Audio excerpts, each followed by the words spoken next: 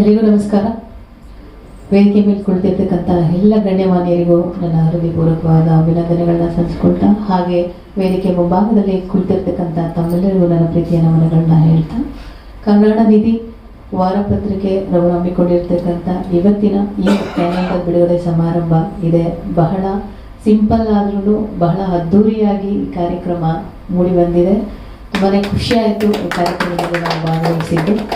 ಅದೇ ರೀತಿ ಕನ್ನಡ ನಿಧಿ ವಾರಪತ್ರಿಕೆಯನ್ನು ಇಷ್ಟೊಂದು ಒಳ್ಳೆಯ ರೀತಿಯಲ್ಲಿ ಬೆಳೆಸ್ತಾ ಇರ್ತಕ್ಕಂಥ ಮಹಾಲಕ್ಷ್ಮಿ ಮೇಡಮ್ ಅವರಿಗೂ, ಹಾಗೂ ಕನ್ನಡ ನಿಧಿಯಲ್ಲಿ ಇಷ್ಟು ಸಾಧನೆಯನ್ನು ಮಾಡ್ತಿರ್ತಕ್ಕಂಥ ಸಲ್ಮಾನ್ ಅವರಿಗೂ ಹೇಳಿಕೊಳ್ಳೋದಿಷ್ಟೇ. ಈ ಒಂದು ಅದ್ಭುತವಾದ ಒಂದು ಕಾರ್ಯಕ್ರಮ ಅಂತಲೇ ಹೇಳ್ಬೋದು. ಯಾಕಂದರೆ ಯಾರು ಇದನ್ನು ಮಾಡಲಿಕ್ಕೆ ಮುಂದೆ ಬರಲ್ಲ. ಎಂದರೋ ಮಹಾನುಭಾವಲು ಅದರಿಗೆ ಒಂದು ನಮ್ಮಲು ಅಂತ ಹೇಳ್ಬಿಟ್ಟು ಹಿರಿಯರು ಹೇಳಿದ್ದಾರೆ. ಯಾರ್ಯಾರಿಗೆ ಯಾವಾಗ ಹೇಗೆ ಏನು ಭಗವಂತ ನೀಡ್ತಾನೆ, ಅವರು ಯಾವ ಥರ ಒಂದು ಅದರಲ್ಲಿ ಭಾಗವಹಿಸ್ತಾರೆ, ಅವರ ಶ್ರಮ ಯಾವ ರೀತಿ ಇರುತ್ತೆ, ಆ ಥರ ಭಗವಂತ ದಾರಿ ತೋರಿಸ್ತಾನೆ. ಸೊ ಈ ಒಂದು ವಾರಪತ್ರಿಕೆ ನಾನು ನೋಡೋಂಗೆ ಬಹಳ ಚೆನ್ನಾಗಿ ವಿಷಯಗಳನ್ನೆಲ್ಲ ನೀಡಿ ಒಂದು ಒಳ್ಳೆ ರೀತಿಯಲ್ಲಿ ತೊಗೊಂಡು ಬರ್ತಾ ಇದ್ದಾರೆ ಸಲ್ಮಾನ್ ಅವರು.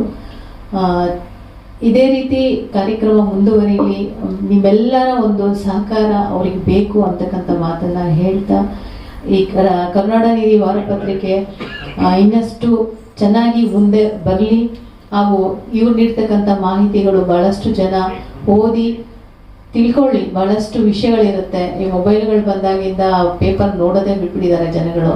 ಸೊ ಒಳ್ಳೊಳ್ಳೆ ವಿಷಯಗಳು, ಒಳ್ಳೊಳ್ಳೆ ಮಾಹಿತಿಗಳು ತಿಳ್ಕೋಬೇಕು ಅಂತೇಳಿ ಈ ವೇದಿಕೆ ಮೂಲಕ ಎಲ್ಲರಲ್ಲಿ ಕೇಳ್ಕೊಳ್ಳಿಕ್ಕೆ ನಾನು ಇಷ್ಟಪಡ್ತಾ ಇದ್ದೀನಿ.